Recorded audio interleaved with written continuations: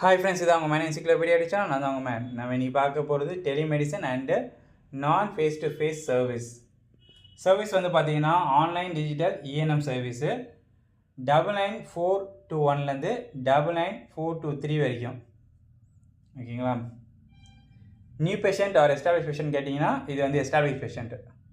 சிங்க்ரோனஸான்னு கேட்டிங்கன்னா இல்லை, இது சிங்க்ரோனஸ் கிடையாது.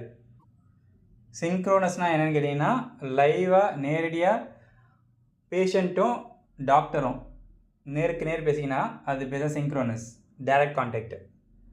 இது வந்து டைரக்ட் கான்டாக்ட் கிடையாது, அதனால தான் இது no. Level or unit reported, இது வந்து பார்த்தீங்கன்னா minutes during 7 days period. 7 days periods இருக்கும். இது வந்து பார்த்தீங்கன்னா 7 daysக்கு ஒரு முறை மாதிரி தான் கோட் பண்ண முடியும். அதே தான் சர்வீஸ் ரிப்போர்ட்டட் பர் 7 days. 7 daysக்கு ஒரு முறை தான் இதை கொடுக்க முடியும். அதோட டிஸ்கிரிப்ஷன் தான் கீழே கொடுத்துருக்காங்க. என்னென்னா இஎன்எம் வந்து ரிப்போர்ட் பண்ணணும். ப்ரீவியஸ் 7 daysக்குள்ளே இஎன்எம் எதுவுமே போயிருக்கக்கூடாது.